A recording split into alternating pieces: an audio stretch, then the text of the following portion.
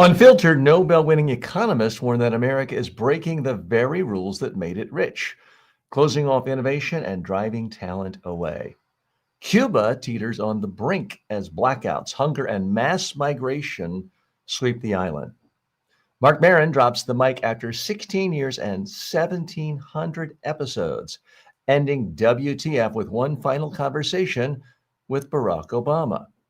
President Trump's China policy swings from 100% tariffs to we want to help China in just 48 hours. And major news outlets across the political spectrum revolt against the Pentagon's new press restrictions, accusing Pete Hegseth, the Secretary of Defense or War, whatever you want to call it, of gagging journalists. All that ahead and more today on Filtered. Welcome to Filtered with TJ Walker. Hi, and welcome. This is Filtered. I'm your host. This is the show where every single day we look at the top news stories of the day, business news, technology news, culture news, and then filter it through the lens of communication skills. But first up, let's take a look at the market. S&P 500 closed yesterday at 6,654.72. That's up 1.56%. NASDAQ Composite closed at 2,694.61. That's up 2.21%, making back almost everything lost on Friday's market. Don't forget to look at the long-term. Long-term S&P 500 is up about 7.47% per year the last 25 years. NASDAQ 100 up 9.73% on average per year for the last 25 years. So don't forget to think long-term. Let's hop right in with issue one today. Nobel economists warn America is breaking the rules of growth. Three of the world's leading economists just won the Nobel Prize for proving how technology and openness drive prosperity, and their message is a warning to America. Joel Mocker, Philippe Aghion, and Peter Howitt were honored for showing that innovation, not protectionism, sustains long-term growth. Their work explains how societies thrive only when they embrace change, welcome new ideas, and allow creative destruction. The constant process of replacing old industries with better ones. But today, the United States is doing the opposite. Tariffs, trade wars, and immigration crackdowns are choking the very forces that built the modern economy. Science and higher education are under attack. Collaboration between government, universities, and business, once the engine of American innovation, is eroding. As Nobel Prize winner Philippe Aghion told the New York Times, openness is a driver of growth.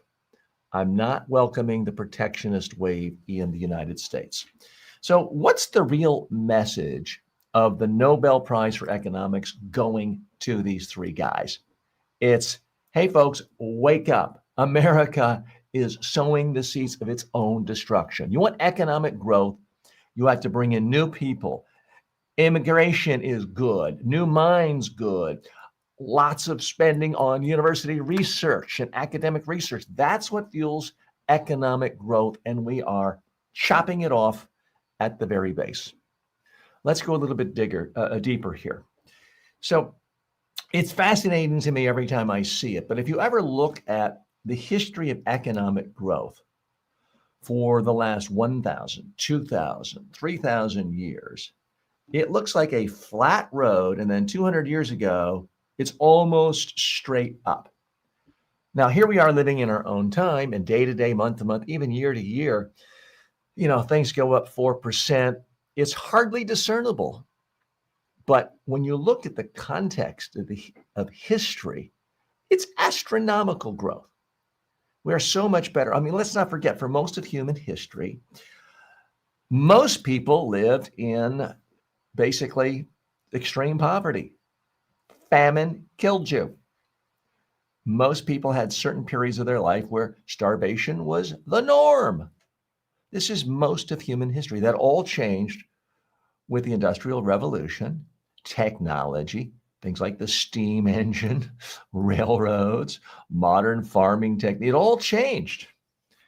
And it's very easy to take for granted, as we in the United States are doing these days. So These three, as I talked about, just were awarded the Nobel Prize for economics for their research on how society's use of technology is ultimately what creates growth. I mean, you don't even have to look at the United States. Look at a country like Japan that has very little in terms of natural resources, but their use of technology for industrializing is what made them one of the foremost economies in the world. It is the use of innovation, the use of technology. Now, you can point to Japan and say, well, TJ, they're not that big on letting everyone immigrate there. Well, their economy has not grown nearly as well as ours has in the last 30 years either. Now, these economists are very, very anti-tariff, anti-trade wars, and what they're really against is protecting out-of-date industries. So what do we have in the United States right now? We have new industries that are gaining in productivity all the time, like green energy, constantly being attacked by dear leader. And we have old, outdated, unprofitable industries like the coal industry propped up, supported, given subsidies. It's the exact opposite of what these Nobel Prize winning economists are recommending you want for a growth economy. We're continuing to see old industries like the family farm. Forgive me for those of you who are family farmers, but that's an industry that was around not just 20 years ago, 50 years ago, 100 years ago, 200 years ago, but 1,000 years ago. And it simply is not a great economic model anymore. Sorry, I realize that hurts some people's feelings, but it's true. That's not what drives growth for an economy. It's not what drives wealth for an economy. And as one of these Nobel winners said, openness is a driver for growth. So much of what made the United States grow throughout its history, but certainly since World War II, is we attract the top minds of the world, the Einsteins of the world. We also attract people who simply are wildly ambitious and wildly ambitious for their children. So when Steve Jobs immigrated to this country, he didn't create Apple, but his son did. So when you cut off immigration, you are potentially cutting off the next Apple for this country. You look at the massive growth we have from major corporations in America like Microsoft, like Google. But what do they have in common? They have CEOs from India. And if you make it much, much harder for people from India, top tech talent, to move here, then maybe the next Google, maybe the next Microsoft is run by or founded by or maintained by a company in India or in Canada, more likely, or in China or in any other country than the United States. So it is frankly bizarre that the things that made us grow, strong scientific research at major universities, is exactly what we're cutting out now. Attracting the greatest brains in the world to come here, to come to our schools, to start new businesses. That's what's made us grow at a much faster rate than Europe and the rest of the world. So what are we doing? We're saying, hey, this really works. We're really successful. We're richer than any other big economy in the world. I know. Let's stop doing all the things that got us here. That, unfortunately, is the mantra, the philosophy of what's going on in the United States today. And it's frankly bizarre. It's just odd that we are destroying ourselves. Now, I'm not a conspiracy theorist. And I agree with those who say, okay, there is no evidence that our dear leader is an actual paid for pawn, a secret vessel by Russia. I'm not saying that. I think Russians have to be very happy that Donald Trump is our president, but I'm not saying he was groomed and he's a paid for shill by Russia put in power to destroy the American economy and the American way of life. But I will say this. If I were the Russian government, if I were Putin, and I wanted to destroy America, and I wanted to destroy our economic superiority, and I had a brain trust of the 1,000 most brilliant people in all of Russia, I do not think I could come up with a better strategy for destroying America than to create a so-called leader who takes the exact actions of what we are seeing being done in the White House today. We got a lot more stories for you today. Thank you so much for joining me. This is Filtered with TJ Walker. I'm your host.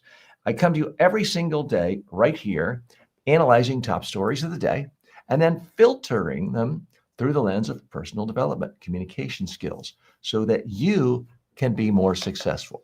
Now, I do think, relating to this last story, how does it tie into you and me personally? Just as nations are much more prosperous, the more they innovate, the more they embrace technology, the more they embrace outside ideas, that works for you too. Don't be one of these people who is 10 years late to the party to learn how to send a text message when all your clients and customers do. You've got to use technology, and you don't have to become a full-time technologist, but you need to use the best technology available to help you do what you do. I've had to learn how to use switchers, how to use ChatGPT, how to use my teleprompter here, how to use the mics and all of this to bring you a show every day. It's not that I'm some tech guru. It's just I wanted to be valuable and useful to you. So I had to learn the technology. I had to learn how to stream at the very same time to TikTok and YouTube and Facebook and LinkedIn and X and a gazillion other places to do what I need to do. So that's really my message for you. Learn the technology of your craft, of your industry, so you can be on the cutting edge of that, even if you're not a technologist. That's a part of it. Innovate by constantly learning. The best way to do that is to watch and listen to shows like this, read real books, and not spend all your time playing video games and titillating yourself with silly videos and entertainment videos. Some of that's okay, but you've got to be learning every day.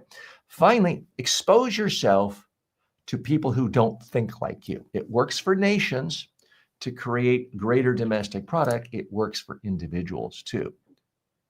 Sure, have some friends you grew up with where everyone laughs at the same jokes and thinks alike, but you regularly need to have meetings, meals, conversations with people from different cultures, from different countries, from different industries, different values, different beliefs about religions. You need that in order to stimulate your brain for optimum growth.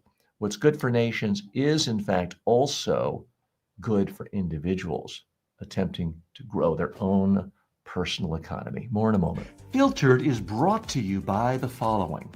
Get the deeper takes I don't post anywhere else. Subscribe now at substack.com/@TJWalkerSuccess and stay in the loop.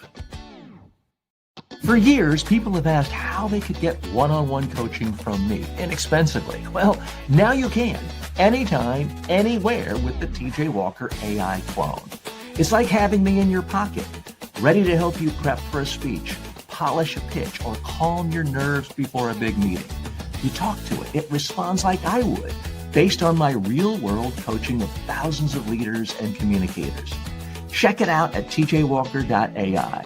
It's not just smart, it's personal. Welcome back to Filtered. I'm your host, TJ Walker. Issue 2, Cuba's collapse is quiet but dangerous. Cuba is running out of time and out of power. Once a regional symbol of defiance, the island now faces rolling blackouts, a collapsing currency, and an exodus of its best minds. Entire cities go dark for hours each day. The peso has fallen to 400 per US dollar on the street, and most workers earn less than $20 a month. Let me say that again. In socialist, communist Cuba, whatever you want to call it, most workers earn less than $20 a month. Doctors, engineers, and students are fleeing. 2 million Cubans, nearly 1/5 of the population, have left in just 4 years. The sugar industry, once Cuba's pride, has all but vanished. Venezuela, Cuba's longtime patron, can no longer ship enough oil to keep the lights on. Cuban dissident Oscar Biscay told The Hill, now as both economies crumble, Washington faces a new question.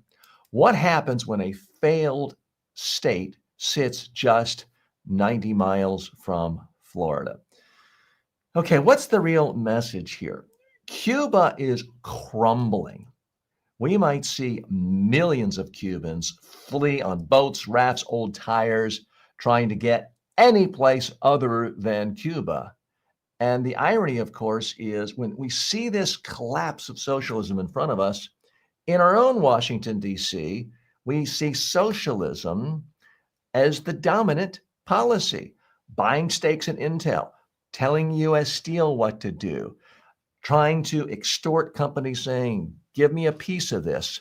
Do we really want to become the next Cuba? Because I don't think we can all flee to Cuba. Let's dig a little bit deeper here.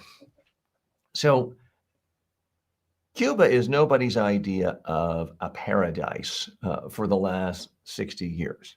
I mean, the image I had just growing up as a kid in the 70s was everybody in Cuba was going around in 1957 Chevrolets because they couldn't get any new cars. And the economy was so poor. But it's gotten worse and worse and worse. Now, for a long time, they could be propped up by the Soviet Union. Well, that's gone. They had strong alliances with socialists in Venezuela. Well, Venezuela is a basket case. So this could be a real problem. And it's very fine for the United States to lecture, Europe, you got to get control of your borders, and shame on you for letting Syrians fleeing death coming into your country.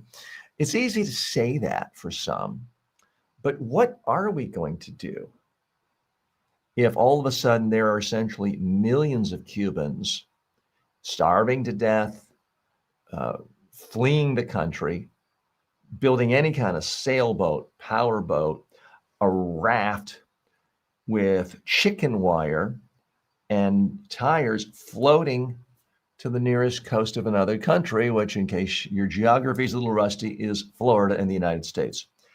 I could tell you some 25, 30 years ago, I remember walking down the beach in St. Augustine. This is North Florida.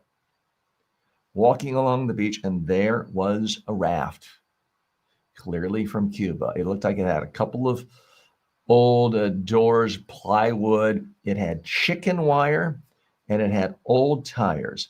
And the raft made it to the shores of the United States. The people did not. They died, because these can be treacherous waters with the currents between Cuba and Florida, only 90 miles apart. Their sugar harvest has plunged below 200,000 tons per year. Tourism is dropping. Part of that is policies by the United States to make it much more difficult. I mean, I've traveled to 50 countries in the world, worked in 45. I've never been to Cuba, even though I lived 90 miles away. I probably only live 120 miles away now. It's not easy to get there. And dissidents are describing Cuba and Venezuela as twin dictatorships. Dictatorships don't really work very well in the long run for the economy. And so those of you trying to embrace a certain dictator in America now, saying, we need a dictator now, maybe you want to check out Cuba. Now, there's been a lot of hand-wringing lately in America about the rise of socialism. And in fact, indeed, there is a candidate for mayor of New York City who calls himself a democratic socialist. This is a term that confuses a lot of people. And he said things like he would like to have free busing.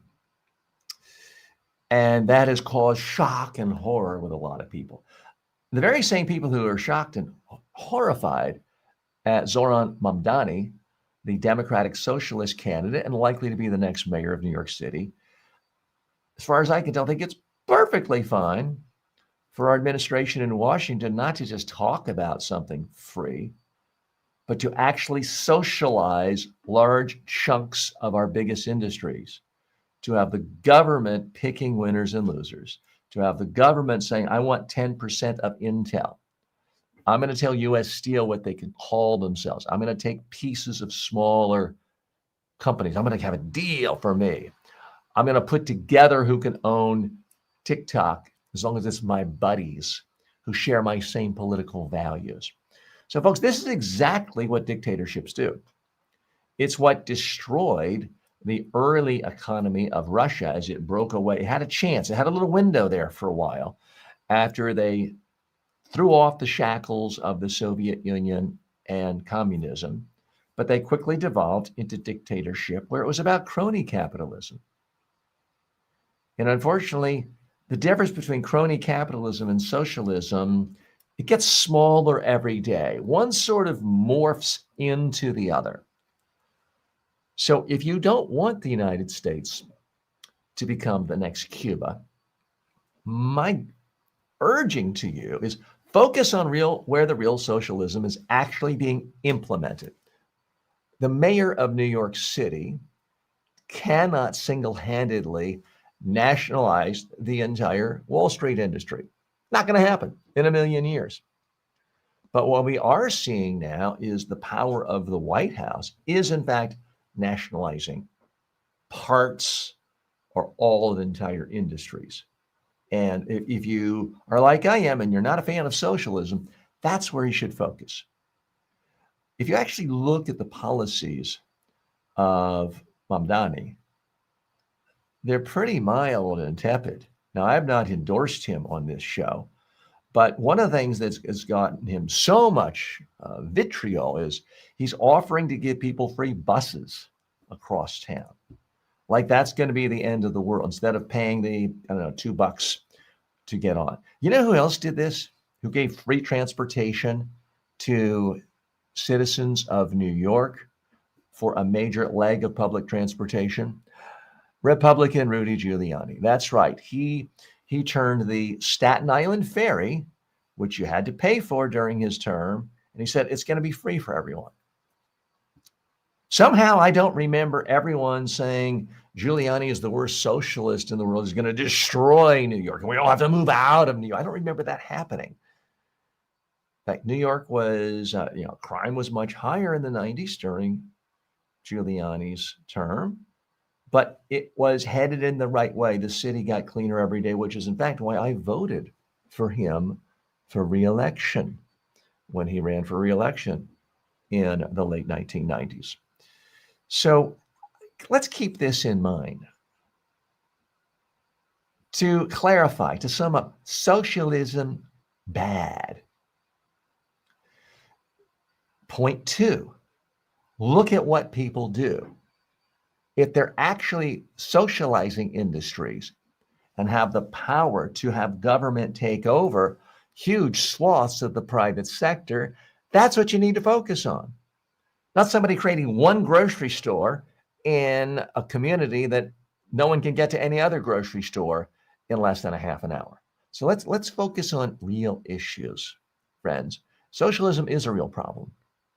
It does not have a good track record of creating wealth and prosperity for most citizens. Now, the other thing people got to grow up about is, I realize this is complicated and it sounds a bit muddled, but there is just a huge difference between socialism and democratic socialism, which is what half of Western Europe and Scandinavia is. And they have thriving capitalistic systems, but they have a little more of a welfare net than we do. A lot better healthcare system than we do, but they still keep most of their economy in the private sector.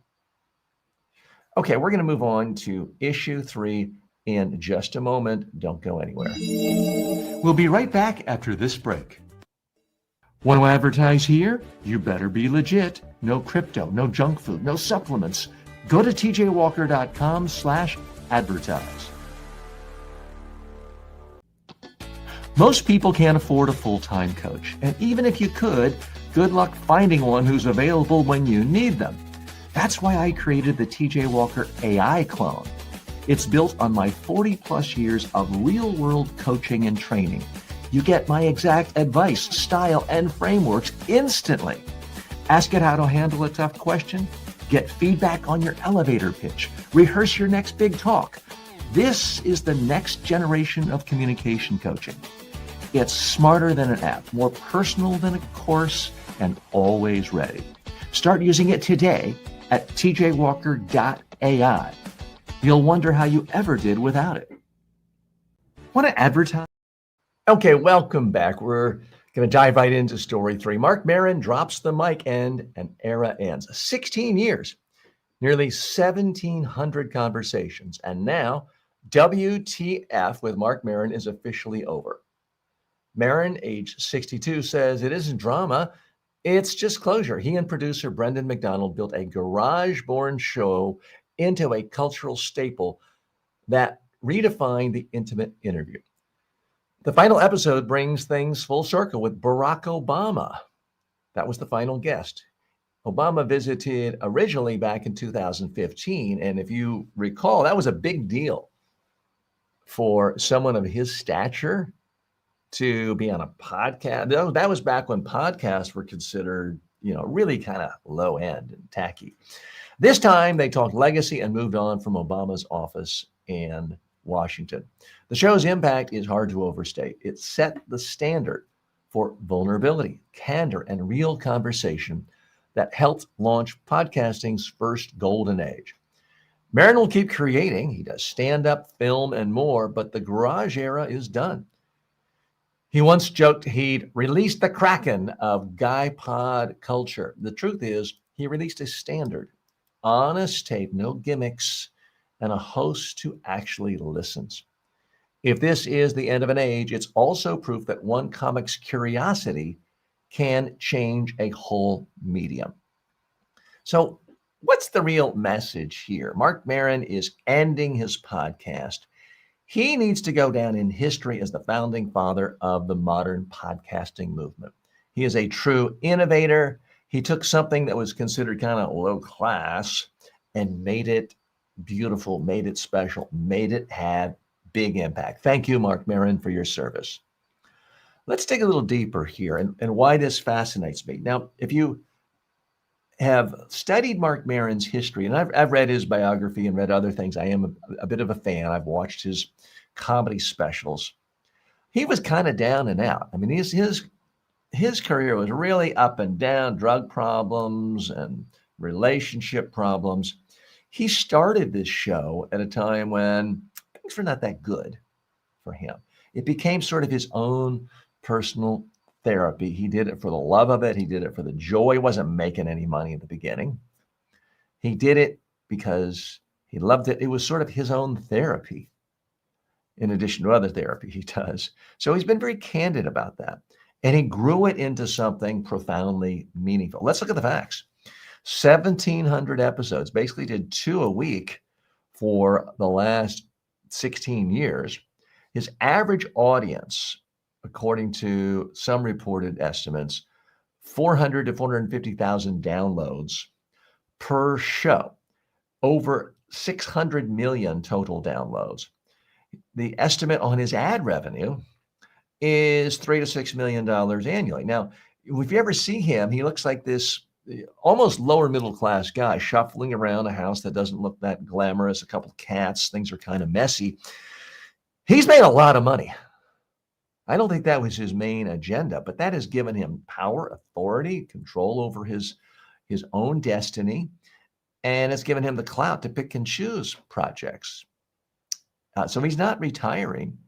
He's in several shows now. Now, I've watched his show Glow on Netflix. He's also in a show called Stick, which is co-starring Owen Wilson, which is kind of a funny comedy about a golfer, and Marc Maron plays the caddy.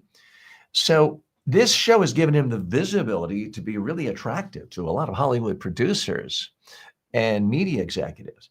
He seems to be able to get his own comedy special on major networks like Netflix anytime he wants. He's had a show on the Independent Film Channel before. He's developing a feature called No One Left to Come Looking for You. And he's seen as someone who's really influenced other podcasters like Armchair Expert and Smartless. And he turned this whole format into something special for unique storytelling. No matter how much you love old network news, let's say you like Dan Rather, in the middle of a 22-minute global broadcast network newscast that's trying to cover all the news in the world, can't just go off on an aside and tell you a story for the next half an hour. Marc Maron could, and he did frequently. He also gave his guests the freedom to really share, to go into great detail. And if the interview took 4 hours, then it took 4 hours. He wasn't rushed. This is counterintuitive because every single day, not only today, but even 16 years ago, we were told again and again and again, people's attention spans are getting shorter, shorter, shorter. I remember as far back as 1988, all the analysts after the presidential campaign said, oh, sound bites have shrunk to 8.8 seconds. Everyone's got to be short, short, short, fast, fast, fast. And Marc Maron said, no, not going to play that game. I'm going to talk as long as I want, and I'm going to listen as long as I want.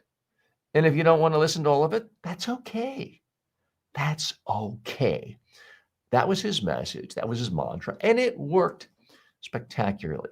Just look at the numbers, hundreds and hundreds, hundreds of millions of downloads to his show.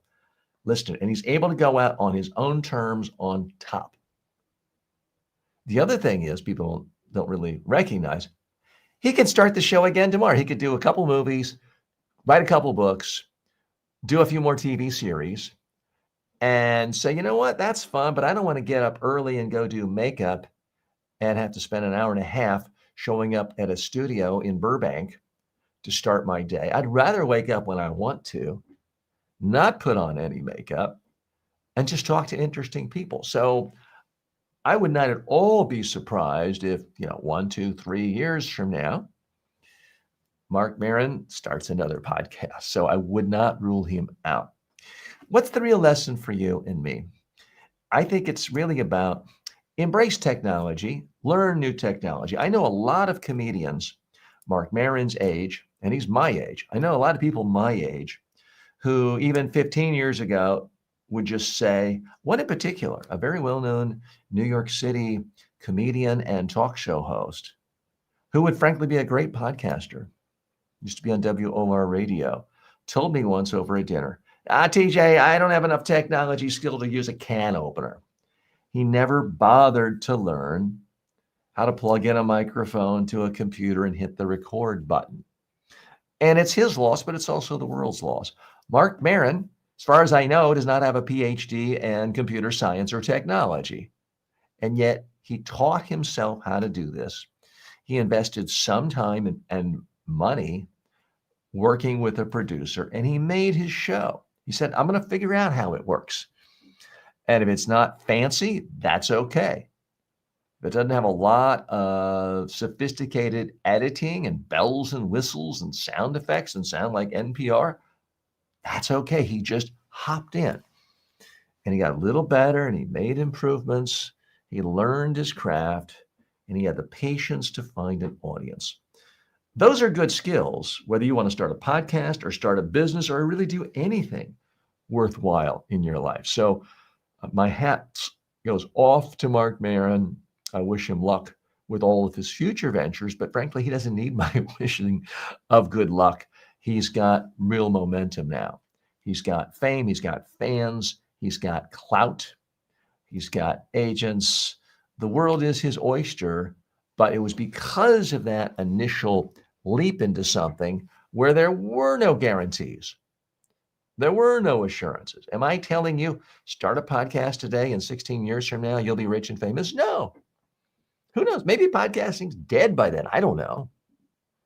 But there's always something that's new, that uses technology, that can be a tool to help people help other people. And that's what you got to be thinking about. Whether it's AI, whether it's digital cloning, whether it is starting a breadbasket farm in your neighborhood, think about how you can do something that uses your talents uses your interest in a way where other people at some point could benefit from it. And if you enjoy the process, then everybody can win. More in a moment. Filtered is brought to you by the following. You don't need a new degree. You don't need another expensive coach. You need the right communication habits, and I'll teach them to you in just a few minutes a day. At MediaTrainingWorldwide.com, I've created the most comprehensive library of online communication and personal development courses anywhere. You'll learn public speaking, media training, persuasion, executive presence, and more. These are the same methods I've taught to world leaders, but now they're affordable and accessible to everyone. You can start for free and upgrade anytime. Go now to MediaTrainingWorldwide.com. Confidence isn't a personality trait, it's a skill, and it's trainable. Welcome back to Filtered. We're going to dive right in to our next story here.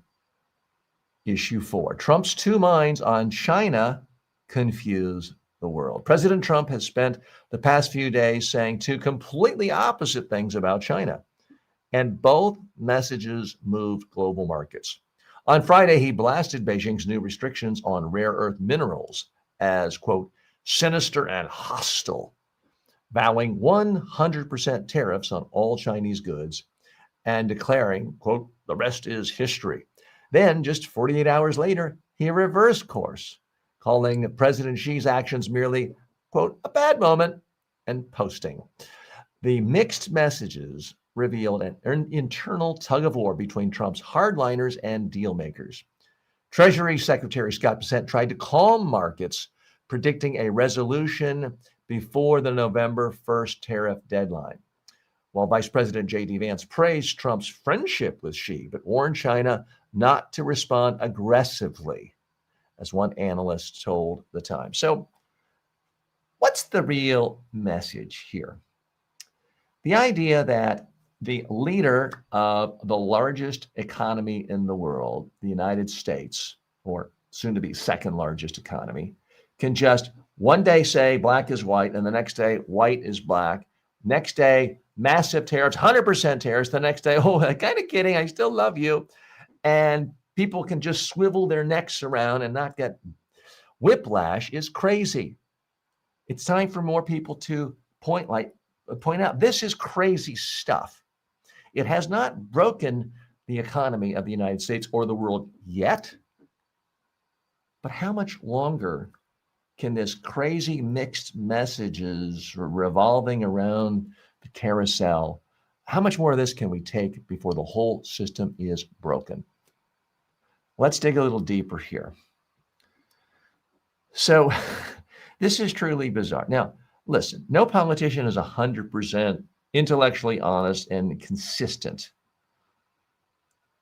Foolish consistency, hobgoblin of little minds, and all that stuff. But this is bizarre. We've really, frankly, never seen anything like this, where the leader of the free world, so to speak, at least temporarily for now, is changing the most important messages about our economy, about capitalism, about alliances, about diplomacy, every single day, sometimes twice a day. And no one knows really what to expect. Part of what has made the United States economy thrive and so dominant for so many years, for the last 70 years, is investors around the world knew there was predictability. You would get honest, fair data from the Bureau of Labor Statistics. Well, you can't say that anymore. There's a rule of law. You couldn't have somebody just take over your company, push you out because they're politically connected. There was a rule of law. Well, you can't say that anymore. So we are seeing a complete erosion of the consistent messages the United States has sent for decades. The United States was supposed to be about mostly free market capitalism, rule of law, transparency, a free press that could report on the failings of a particular company. If a new Tesla truck is a dud and you're thinking of investing, you could be more or less assured that you could get accurate information from the free press. If you felt you were wrong, you could file a lawsuit. If someone charges you with a crime, you would have your day in court. Procedures, rule of law, transparency, freedom of press, constitutional. These were things that have made our economy great.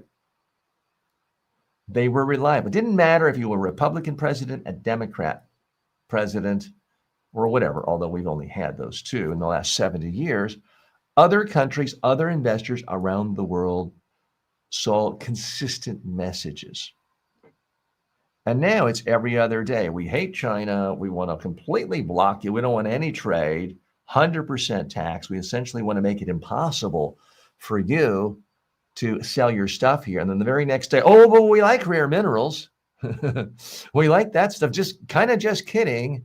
Don't listen to what that guy said over here. Listen to what I'm saying here. It's every day, and it's creating whiplash. And so far, let's be honest here. I call it like I see it. The critics of Trump, who certainly 6 months ago, but 9 months ago, 10 months ago, said Trump is going to lead us into a massive, massive recession this year. So far, those critics have been wrong. If in fact they said, and some did, I didn't, but some have said his policies are so crazy, so deranged, so protectionist, he is going to push us into a major recession within the next 6 months or the next quarter. This was said by a lot of people back in February, March, April. Didn't happen yet. But does that mean it's not going to happen? Folks, this can't be good when every day nobody knows what the heck is going on. It's one thing for you and me just to get up and watch CNBC for a second. So, oh, I like that stock. Let me pull up a Robinhood. Let me invest $100 in this stock. That's easy. But people who run serious companies and are planning how to invest capital, whether it's $1 million, $100 million, billions of dollars, they're trying to predict the future. They're trying to say, if I invest $1 billion in these server farms today, I would anticipate some rate of return, ideally 20% or more per year, that's going to hit after 3 years. They have to plan the future. How do you plan the future if you don't even know if you're going to be able to own your own company in 5 days, much less 5 years? So that's the real problem with this constant changing of messages. Now, as some of you have heard me say, I'll say it again if this is your first time in the show. This is not a political punditry show. This is not Fox, MSNBC. I'm here as someone who has worked with business leaders and political leaders for the last 40 years, helping them communicate and communicate effectively and to improve their personal development skills. So this show is about looking at top business stories, technology stories, culture stories, filtering it through the lens of communication skills. And while President Trump is a very skilled communicator, he's great at getting attention. He's great at agitating a base. He's great at getting the spotlight. He's world class. He's perhaps the best in the entire world. But there are drawbacks. If you're constantly shifting your messages every single day on the fundamental nature of how our entire economy should be run, it causes problems. And at some point, it might not just be the temporary blip. You know, last spring, it seemed like a million years ago. People lost, in some cases, depending on what index they were in, they lost a third of their net worth if they were heavily invested in the stock exchange. Now, the Dow and the NASDAQ didn't go down a third, but it went down, wow, way more than 20%. It really hurt a lot of people, but enough people said, oh, this guy doesn't really mean it. Let's just go back to the way things were. And hey, AI spending is propping us all up and the stock market is growing. So we're going to pretend all this mixed messaging nonsense. I'm a capitalist. I'm a protectionist. I'm a capitalist. I'm a protectionist coming out of the White House doesn't matter. So we did get through that without the economy going into recession, without it being destroyed. Will we be able to continue doing that? I don't know. And if you're honest, You don't know either. More in a moment. Imagine having a communication coach who never sleeps. Meet your new secret weapon, the TJ Walker AI clone. Go to tjwalker.ai and start getting custom coaching 24/7. No scheduling, no hourly fees. I've trained presidents, prime ministers, and Fortune 500 CEOs. But the same exact communication I've delivered to world leaders is now available to you online, anytime at MediaTrainingWorldwide.com. Whether you're speaking on camera, pitching a client, or handling a crisis, you need these tools. These aren't fluffy motivational videos. They're practical, battle-tested techniques to help you speak clearly, competently, and persuasively. Go to MediaTrainingWorldwide.com and take your communication to the next level. Welcome back to Filtered. If you're new to the show, welcome. Thank you so much for joining me, whether you're joining on TikTok, whether you're joining on Facebook, YouTube, if you're listening on the Podbean live stream app or any other podcast. We're very happy you're here. Thank you so much for doing that. I always like hearing from you. If you are catching our show live, and we are live in the mornings, Eastern time in the mornings, 7 days a week, you can post comments right here in the show live. I do see them regardless of what platform you're on. If you are watching this on demand after the show has already been recorded or listening to it on any podcast platform, just leave comments. I tend to go around all the social media places and look at them. You can also, if there's no place on the format you're consuming this podcast, you can always go to my YouTube channel. It's TJ Walker Success, or you'll also find it if you just type in TJ Walker, or you type in Filtered with TJ Walker, you'll find the channel. And then you click the tab that says Post, and you can leave any comment you want right there. Let's dive right into issue 5, Pentagon versus the press. Major media outlets push back in an unprecedented standoff between the Pentagon and America's top newsrooms. Nearly every major media organization, from the New York Times, the Washington Post, to CNN, The Atlantic, and even far right-wing conservative Newsmax, they're all refusing to sign a new Defense Department policy. They say muzzles journalists and violates the First Amendment. The policy, introduced by War Secretary Pete Hegseth, requires reporters to agree not to seek or share any information that hasn't been pre-approved by the Pentagon. Those who refuse must surrender their press badges and clear out of the building. Hegseth is a former Fox News host. He defended the move, writing that access to the building is a privilege, not a right. In rare unity, news outlets across the political spectrum called the policy an assault on free press. The Atlantic's Jeffrey Goldberg said, this is a disaster. This is an absolutely disaster. Now, even the usually pro-Trump Newsmax said it would not comply. Only one American news network signed, and this is just frankly pathetic. What's the real message here? Pete Hegseth says, I'm going to out-dictator Donald Trump. I'm going to do what Viktor Orban does and other dictators do, and I'm just going to squash the press.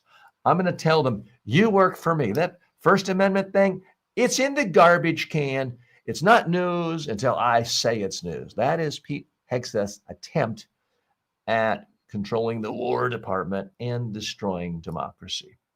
Let's go a little bit deeper here. So again, I want to stress, this is not the liberals out to get Pete Hegseth. This is the Wall Street Journal, owned by Rupert Murdoch. This is Newsmax, owned by one of Trump's best buddies, a far-right conservative TV network, which I have had the, I don't know if I'd call it privilege, but I've been on that network many, many times.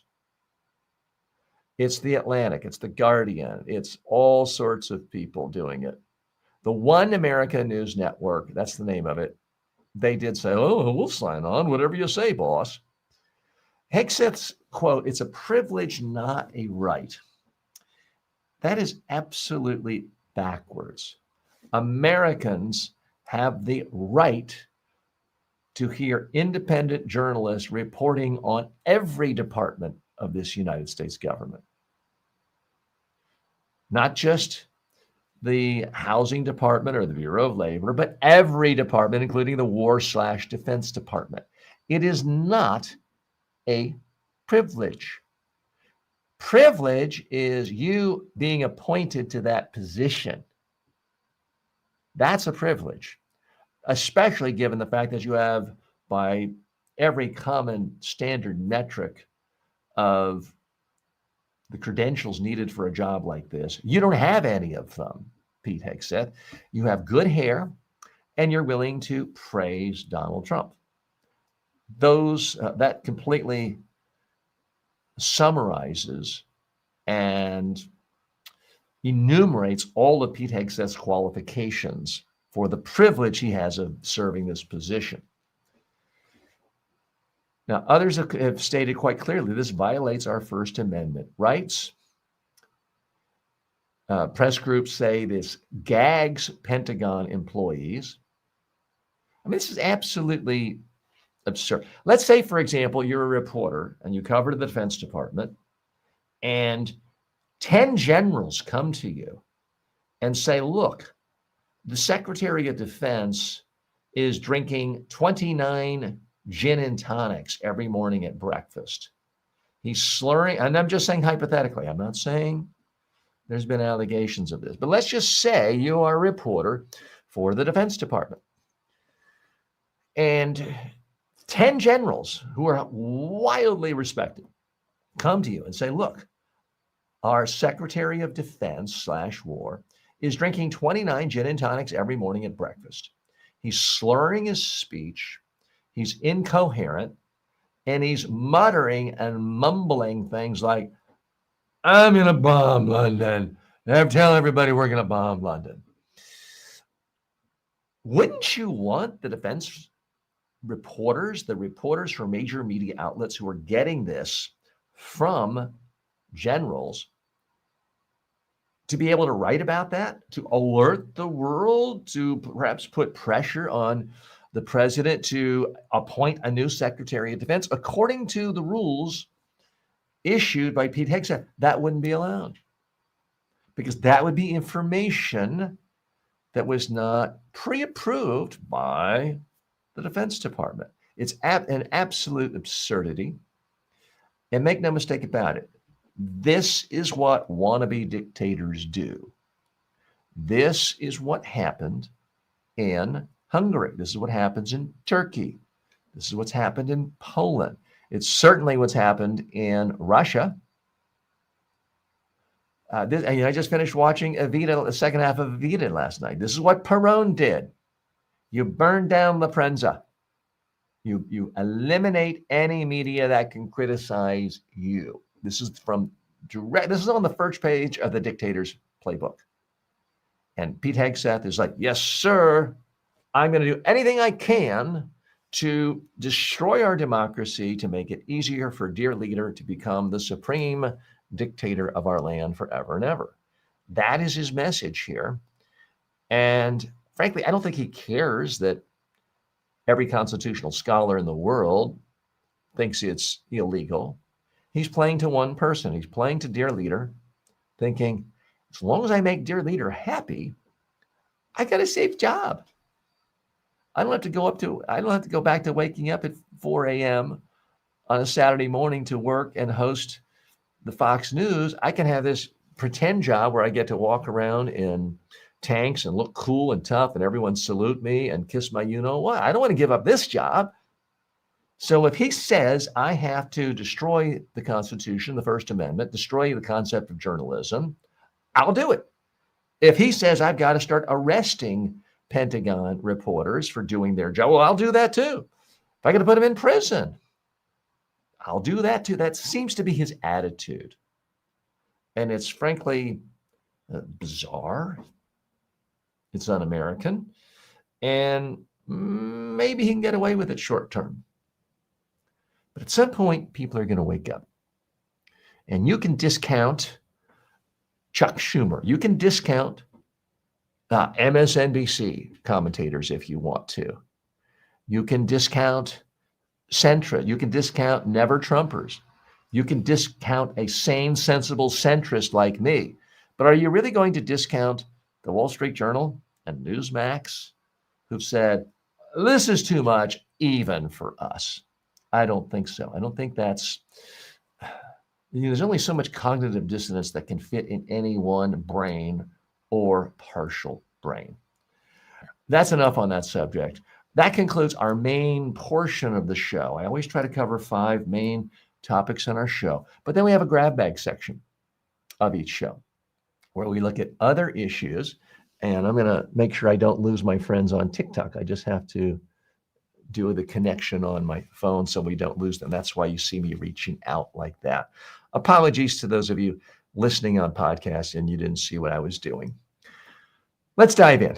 Airports reject Kristi Noem's shutdown video. We talked about that earlier this week. Major airports, including Las Vegas, Portland, Seattle, Charlotte, my hometown, and several in New York, are refusing to air a TSA line video of Homeland Security Secretary Kristi Noem blaming Democrats for the government shutdown. Airports cited the Hatch Act, which bans partisan use of federal property. None of those airports have agreed to show the video. Well, thank you, New York Airport, Charlotte Airport, Las Vegas Airport, for doing the decent thing, for doing the honorable thing. So again, Kristi Noem, who loves seeing her face all dolled up with tons and tons of makeup and what looks like a lot of Botox and hair extensions, as if she's auditioning for the Housewives of Atlanta, loves seeing her face on every video screen at every airport. I have to avert my eye. I have to look at the floor a lot more when I'm in airports. It's just too much. Well, she decided to top herself last week by putting in an egregious, illegal violation of the Hatch Act message where she's saying, hey, sorry if there's delays in your air flight. It's because of these bad, I'm paraphrasing, but only slightly. It's because these bad old Democrats have shut down the government, which is an overtly partisan hit piece. It's a cheap partisan attack. And fundamentally, it's just not true. The Republicans have control of the United States Senate. They have control of the United States House. They have control of the White House. They control the Supreme Court. I would argue they even control the media. There's nothing stopping them. Remember, the so-called filibuster rule is something a majority of Republican senators can change like that. They just don't want to, but they could. The other issue is the Democrats have legislation to open the government. All they ask for is what Marjorie Taylor Greene is asking for, the wacky Republican. All they've asked for is, can we at least not throw 20 million Americans under the bus so that their health insurance goes up 100%? That's all they've asked for. And this Kristi Noem cosplaying Barbie figure is trying to pander to the boss once again, following the messaging he put on other government websites, blaming the shutdown as a Democrat shutdown. Fortunately, at least according to most polls right now, their spin is not working this time. Now, I'm not here to tell you all Americans blame Republicans for the shutdown. No, like any issue in America these days, there are divisions, harsh divisions. Tens of millions of Americans currently blame Democrats for the shutdown. I acknowledge that because I acknowledge truth and reality here on this show. But according to most polls, between 9 and as much as 20% more Americans see this shutdown as Donald Trump's fault, the Republicans' fault. Could it change? Sure. But when you try to do this ham-fisted, illegal violation of Hatch Act nonsense that Kristi Noem is trying, using your tax dollars to spread their political message with these government videos, it's ridiculous. I'm very happy to see a number of airports saying, nope, not going to do it. We're just going to delete that out. Well, good for them. Now, I just mentioned Marjorie Taylor Greene She's been in the news a lot lately. She calls GOP men weak. Marjorie Taylor Greene blasted Republican men in Congress this week as weak and afraid of strong Republican women. She accused Speaker Mike Johnson of sidelining women like Representative Stefanik, saying male colleagues don't want to get yelled at by Trump or Johnson. So she's an interesting character. I normally just avert my eyes if I see her anywhere, but I got to tell you, I've been watching her more lately. She has, to her credit, injected, be careful, I'm about to say something that will offend some of you. She's injected facts into the debate about the government shutdown. And she has injected personal stories based on fact that emotionally resonate with people. She said she has 2 adult children that are going to see their insurance, their health insurance premiums double. That's as in go up 100% if Trump gets what he wants. So she has criticized Trump for his budgets, for his proposals, and she is essentially saying the Democrats are right to insist, before they open the government back up, that 20 million Americans, including Marjorie Taylor's 2 adult children, are not thrown under the bus and forced into this awkward position. Do they almost bankrupt themselves and not enough money for food in order to pay for health insurance? Or do they go without health insurance? And then if they're in a car wreck, they bankrupt their company or their family and perhaps don't get the health care they need and die. Marjorie Taylor, in this case, has been utterly fearless. Now, she says a lot of wacky, crazy stuff all the time, but lately she's been more accurate than the broken clock. It's been more than twice a day she's been accurate. I happened to catch her most recent appearance on the Tim Dillon Show. He's a well-known comedian, podcaster on the more libertarian, conservative, Republican, pro-Trump side of things. It was a friendly interview, and I was struck by her commenting that how she tracks every single call, email, letter into her office, and 40% of all communication coming to Marjorie Taylor Greene's congressional office is by her own constituents demanding a release of the Epstein files.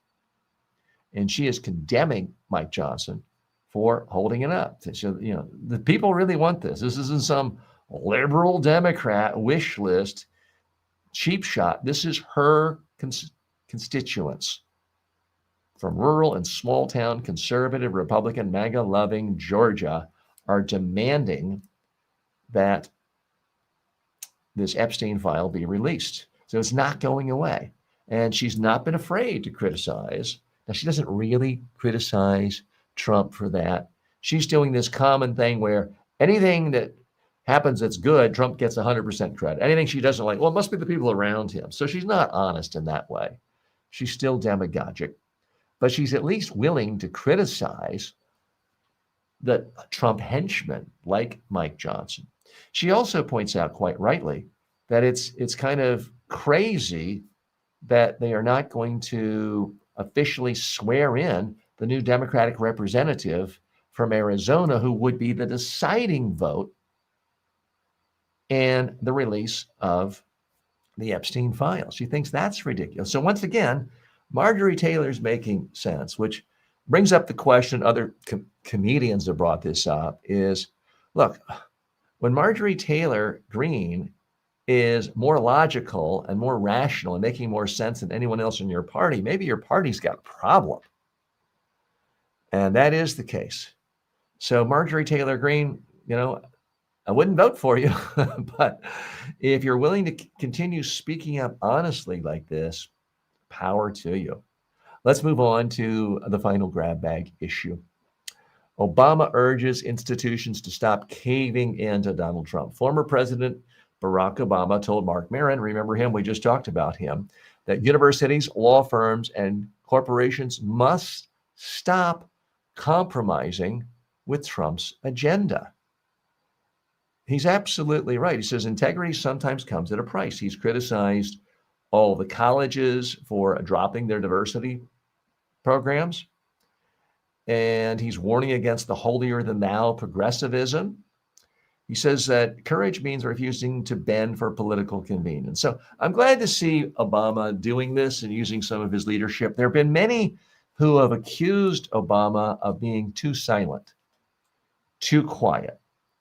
And Obama, to his credit, was essentially, he claims, I think it's credible, was trying to maintain the historic norms of our society. The norms were, you've been president, you serve your 1 or 2 terms, you leave office, you don't try to make life more difficult for your successor. You basically give criticism privately, but for the most part, you put a spotlight on the issues you care about, and you don't have this tit for tat, former president versus current president. That has been the standard. And let's be honest, Republicans have honored that, Democrats have honored it. For the most part, it has worked out well in creating a stable system of government.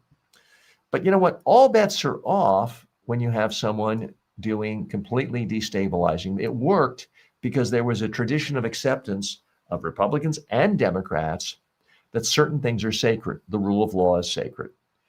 The division of responsibilities between Congress, deciding what money can be spent, how many people can be hired, what tariffs can go into effect, who gets to declare war.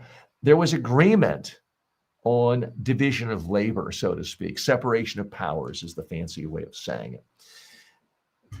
Well, all of that has been thrown in the garbage can. And there are many, many, many centrist and right of center experts on authoritarianism and democracy who have concluded this current president is not like any other president in a profoundly systemic way. He is destroying our democracy. He is destroying rights. He's ripping the shreds apart of the fabric of our communities and our countries on a daily basis. And these are, in fact, desperate times. And that's why many have called on Obama to speak out more forcefully. Because while it's easy for Obama to say, you know, Facebook should have really stood up to Trump more before getting rid of all fact checkers. I agree with him on that. But Obama could maybe spend a little less time hobnobbing with celebrities and raking in the tens of millions of dollars from Netflix deals and other things like that. He could give a speech twice a week urging Americans to stand up to this thug in the White House. He could become the face of No King's Day and say, look, I liked power. I enjoyed it. I tried to wield it responsibly. I didn't act like a king. And I'm going to be out demonstrating on No King's Day in Washington, D.C. or Chicago. And I urge you to join me. If we don't all stand up, we're going to see our way of life destroyed. He could be saying that twice a week in a major speech. He could be going on podcast every day, not just for Marc Maron. And, you know, would he maybe make a few $10 million less this year? Maybe. But he's already rich now. So, Obama, I'm glad to see you speaking out. I would like to see you more because you're eloquent. You're credible to a huge swath of America. And we do need to hear more from you because you are, frankly, in a place where you're kind of untouchable. You're not the CEO of a major company where if you offend Trump, instantly you vaporize $1 trillion of market cap. You're not a CEO of a publicly traded company. You already have Secret Service protection, although I guess Trump could try to take that away. But you're going to have security around you, so you don't have to worry about the personal threats so much the way a lot of senators are worried about. And you don't have to worry about an attack on your income because you've made hundreds of millions of dollars. And good for you. I'm glad you did. You've made hundreds of millions of dollars. So if Trump tries to shut off your, get you fired from Netflix or other, it's not going to matter. And you're a good speaker and a great communicator. So that's why President Obama, I really wish you would speak. And also you're young and vigorous. No, Joe Biden, nobody really wants to see him give a speech once a week or once a month or any time in the next 6 years. But Obama, you're different. People still like listening to you. They respect you. They respect your mind. So I'm urging you, speak out more, whether that's a daily podcast or a significant speech open to the public and the media once a week. Your voice is needed now more than ever. I'm TJ Walker, and this is my voice. This is my show, Filtered with TJ Walker. You can agree with me, disagree, that's okay. You can leave comments, you can leave praise, you can leave criticism. I read it all. So thank you so much for joining me today. If you have not yet subscribed, please subscribe to YouTube if you're watching on YouTube or on TikTok or any other platform. If you're listening on a podcast, please follow me on the podcast, subscribe, and please leave a review. Thanks so much. See you tomorrow and every day.